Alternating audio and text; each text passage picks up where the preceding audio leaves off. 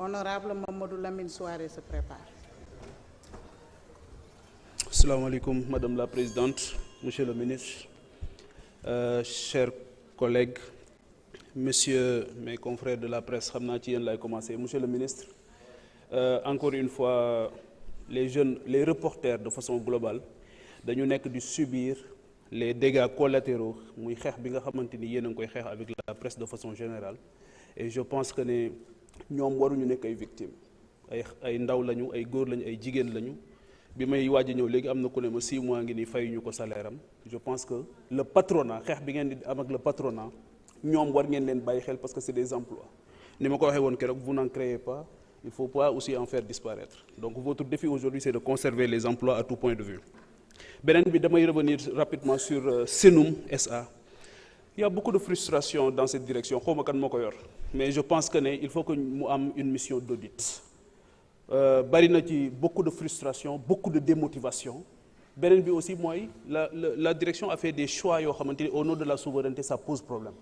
Notamment une société privée boo xamante ni Talisman je pense boo xamante ni dañ ko fa indi confier ko la cybersécurité et la sécurité notre sécurité de nos données la souveraineté dafay exclure loolu. Pour mettre tout le monde d'accord il faut auditer ça et ki fa nekk bu fekkee mënut a liggéey ak ñoom fa fekk soit mu dem soit ñooñu dem parce que moo gën ñu am frustration et que rien ne bouge. Donc le quatrième pilier du New Deal technologique c'est le leadership africain. Ñu gis des initiatives importantes qui ont été portées par le ministère, par certaines directions, mais vous avez brillé par votre absence. On ne comprend pas pourquoi. Il n'y a aucune ligne du Conseil des ministres aussi bi nga xamante ni moom moo ñëw après qui n'en a fait état. Donc je pense que loolu aussi c'est important ñu kii ko beneen bi mooy foofu laay jeexale rapidement c'est l'agence de presse sénégalaise moo tuddaale toutes les sociétés nationales les médias publics. Erreur bi sunu régime yi di def mooy bu ñu ñëwee journalistes yi ñu leen doon jàppale ñu jàpp ne ñoom la ñu war a confier ces médias. Ces médias doivent être confiés à des managers.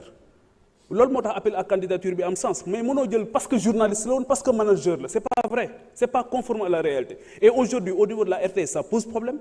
L'APS créée en avril 59 le président Mamadou Dia dem France ñëw on a créé la première agence en Afrique subsaharienne fii may wax ak yow il y a aucun véhicule boo xamante ni fonctionnel na dans les régions il y en a pas donc ñooñu aussi jàpp naa ne depuis 2022 bi ma nekkee fii ministre de la communication bu ñëw ma def plaidoyer bi mais rien ne change.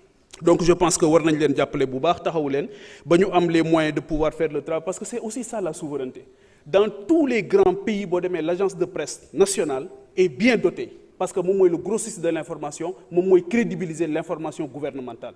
Donc aujourd'hui ce sont les parents pauvres du secteur des médias au niveau de l'État. Moi, l'agence de presse sénégalaise, la radio-télévision nationale, je pense qu'il faut revoir le management. La radio Sénégal internationale, la même chose.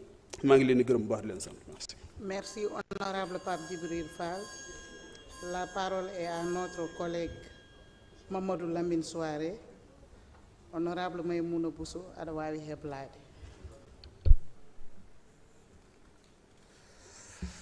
Madame la Présidente, Monsieur le Ministre, Madame la Secrétaire d'État, Monsieur le Ministre, le département de Salémata a un problème extrêmement préoccupant. Ce problème, c'est la couverture réseau. Je m'en vais vous lister quelques-unes des localités ne disposant pas de réseau dans le département de Salémata. Je vais commencer par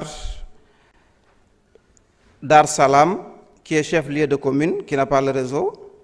Nous avons Tchankumburo, Sambangar, Lebar, Kalachi, Atoumar, Yapin, Hamdalay, Enyisara, Mbombassari, Kerawan, Djougol, Lombi, Lilakoumi, Gadanoume, Djarapon, Amoun, Yerongedo, Samokan, Lugenyani, Batimba, Sedembu, Lengekoto, Jara Action, Girbana, Bouchil, Sakar, Michou, Madinaoula, Gaïgi, Edan, Nyinding, Epenge, Kangar, Eganga, Nangarpel, Nangar Basari, Nangar Pandemi, Lori, Wendu, Marewa, Horekalu, Silakunda, Nepeng, Tiafali, Madina Djanweli. Monsieur le ministre, pour ces localités, l'accès au réseau, c'est une question de sécurité. Avant tout et après, ça va être une question de développement. Monsieur le ministre, je me demande si les sociétés de télécommunications font de la RSE au Sénégal. Si oui, qu'il en pense au département de Salémata. C'est un département qui, véritablement, est dans le besoin. Parce qu'à l'heure où je vous parle, le district de Salémata ne dispose que d'une seule ambulance qui est fonctionnelle. Avec cette RSE, ils pourront certainement pouvoir doter au département de Salémata peut-être quelques ambulances. Monsieur le ministre, je me dis qu'aujourd'hui, à l'heure où nous sommes, le pays doit avoir sa propre société de télécommunications. Parce que c'est une question de souveraineté et une question de sécurité.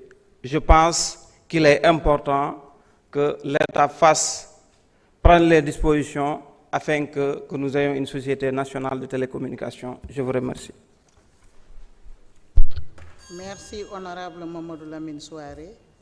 Honorable Maïmouna Bousso, Kongol Neyesoma.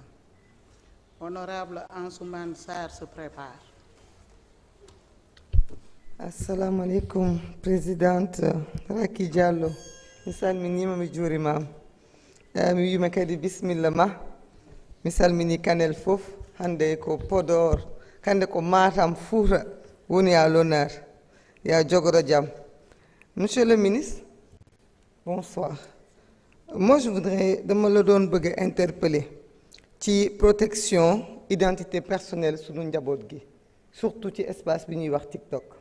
Réseaux sociaux yi ci munti doon ndaxte espace la boo xam ni monsieur le ministre dafa nekk espace bu am opportunité liggéey am espace boo xam itam communication daf fay jaar bu bare mais sunu njaboot gi dañ ci dund ay risques yu am solo ndax espace la boo xam ni yi ñuy wax ay pëf sax dañ ko fay jaay lu ne xale yi mën nañ ko fa jënd en toute illégalité. Espace de non droit la parce que da nga ciy gis suba ba ngoon ñu ci saaga ay doomu aadama di ci yàq ay worma mu am ay communication yoo xam sa dafa am risque ci suñu cohésion nationale donc loolu bëgg naa xam ndax xam naa ni bare na ci suñu ay concitoyens yu yor ay doom yoo xam ne xale bu ndaw bu yor téléphone rek léegi yor nga TikTok moo xam nga mineur moo xam nga majeur.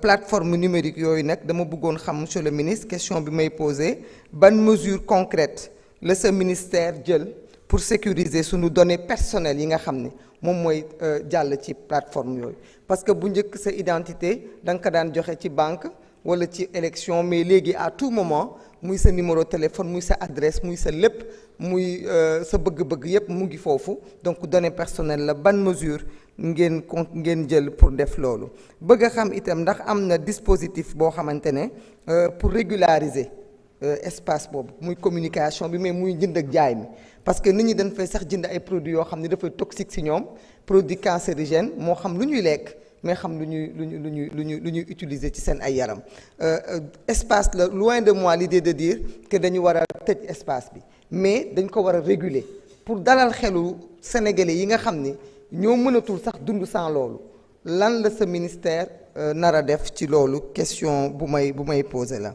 su dul loolu maa ngi lay encourager foog naa CNRA jarul ma di la ko laaj parce que suma collègue yi laaj nañ la ko lan mooy mission CNRA nag ci lii parce que New Deal technologique ngeen wax transformation numérique ngeen wax donc je pense que CNRA au-delà des médias classiques war na mën a am politique bu mu teg ci réseaux sociaux yi de telle sorte que dinañu mën a protéger sunu njaboot ji nga xam ne ñoo ngi koy utiliser ñu ngi leen di encourager yéen ak seen ay équipe merci. Merci, honorable Maïmouna Bousso. La parole est à notre collègue Ansoumani Sarr. Nafi Kane se prépare.